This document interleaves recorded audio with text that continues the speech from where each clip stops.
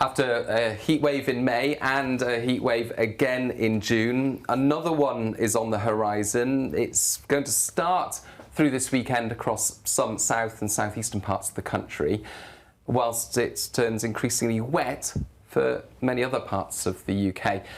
But if you're in the north, hang on in there, because there are some signs of a change through next week, and I'll go into that in a moment.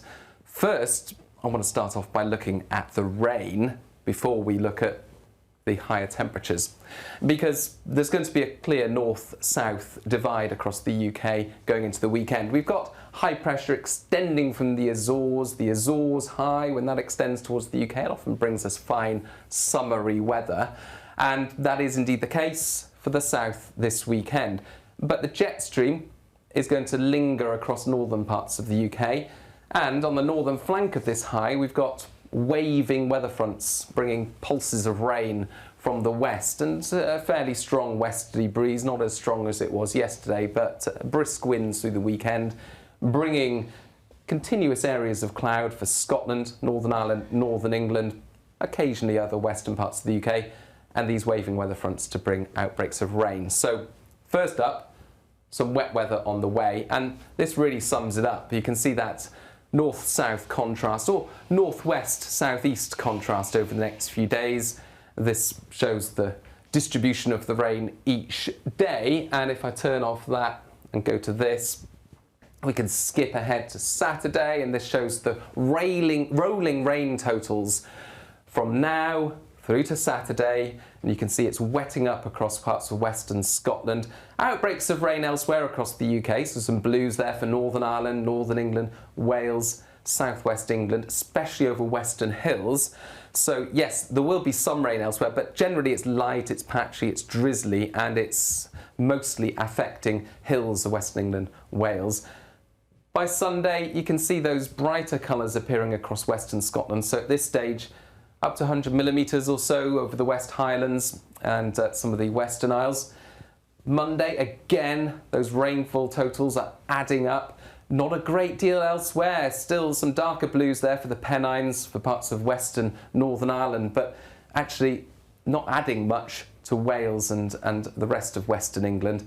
Into Tuesday, continuing to see the rain add up further northwest, and by this stage more than 100 or even 150 millimetres for some of the wettest spots of the West and Northwest Highlands. Not nearly as much rainfall for eastern Scotland, but there will be some rain from time to time here. But very little rain for the southern half of the UK. In fact, these large areas of white through the Midlands and the southeast of England indicate that it's going to be entirely dry for the next 5 days and throughout much of next week with that high pressure in place.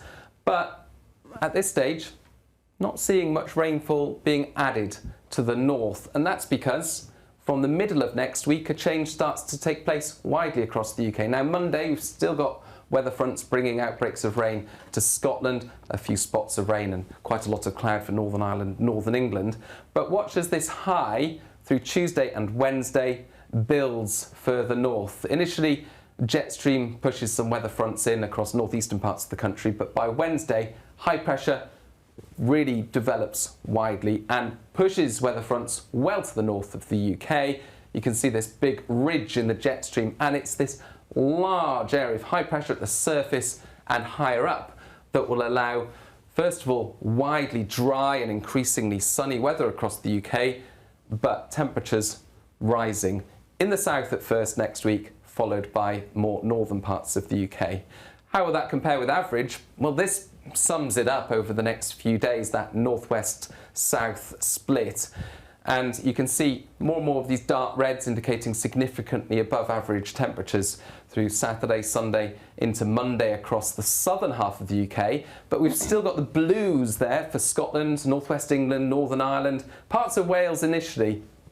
But that starts to disappear as we go into Monday and Tuesday. You can see the blues become more localized and these reds and oranges develop more widely. Here's the key. So you can see, across the south and southeast, 5-7 degrees above average by Tuesday, further north, around average, a little bit above for northeast England, still below average for the north and west of Scotland.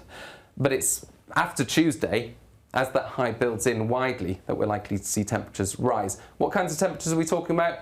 Monday, Tuesday, mid to high 20s fairly widely across the south and southeast, and in some places into the low 30s, 30, 31 Celsius. Tuesday, similar kinds of temperatures in the southeast, more like the high teens, low 20s for the northern half of the UK. Obviously that's a marked step down compared with the last heat wave when we saw mid to high 30s across the south of the UK, and we saw high 20s, low 30s into northern England, southern Scotland, Northern Ireland. So yes, nowhere near as hot as we go into next week compared with the heat wave that we saw in June, and more importantly, nowhere near as humid. That humidity, a big step down as well. It's still going to feel hot and humid, but remember how it felt in June? Nowhere near as uncomfortable as that, or as impactful initially next week, because it's when we start to get into the mid to high 30s, that's when we start to see more widespread impacts for people's health and infrastructure and so on. So low 30s, more of a typical hot spell in the summer. We often get these kinds of hot spells. And another thing worth noting is that overnight temperatures won't be nearly as high. So these are the overnight temperatures over the next few nights. Yeah, it's going to be warm by night. We're talking about mid to high teens, but in the last hot spell in June, low 20s widely across southern and central parts of the UK. So more comfortable, or I should say less uncomfortable by night. So yeah, not on the scale as the last heat wave. Still technically a heat wave, because for, say, London, you'd need above 28 degrees for 3 days in a row. We're going to see that, and quite widely across the Midlands, the east of England, into the south, through the start of next week, parts of Wales, still technically a heat wave because we're seeing temperatures into the mid to high 20s. But more of a classic, typical hot spell.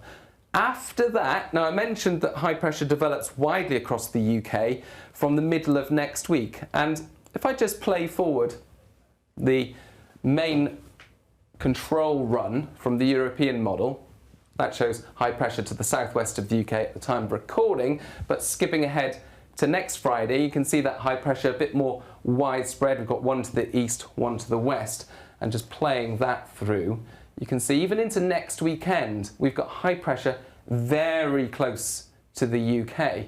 And here we've got 14th of July, high pressure really dominating the weather across the UK. So this, although it's a bit early to say, this may be another difference compared with the last heat wave, the longevity of it and the extent of it. So yes, it's going to be changeable, cool, cloudy, wet for some parts of northern UK over the next few days.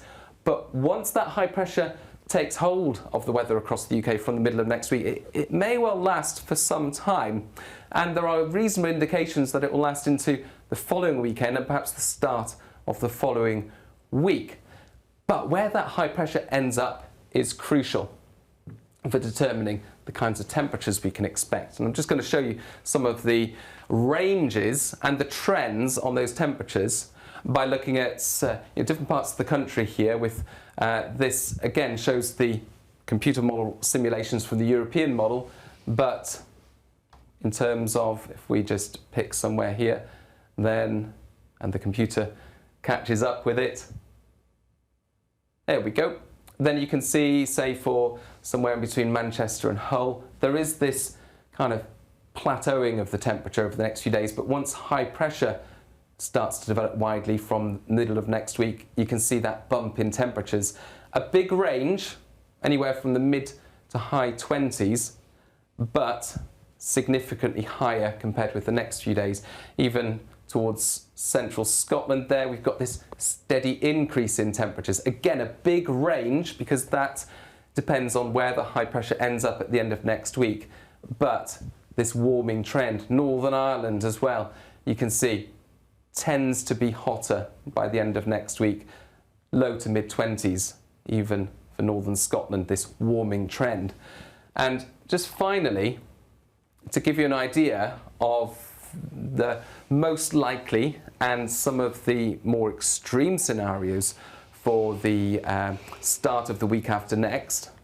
This shows each of those computer model runs from the European model, 51 computer model runs on display, showing pressure and temperature. The temperatures are coloured up on the map here, and appreciate each of these are very small, but just to give you an idea, first thing to say is that most of these have got high pressure close to the UK. So this big H is present. Can't see any L's. It's effectively high pressure. And this is Monday the 13th of July. It's still a fair way away. It just gives you an idea that high pressure is likely to be close to the UK, continuing fine and very warm weather for many. But there's a big difference in the colouring of the maps. There's one here that's particularly hot, especially over France.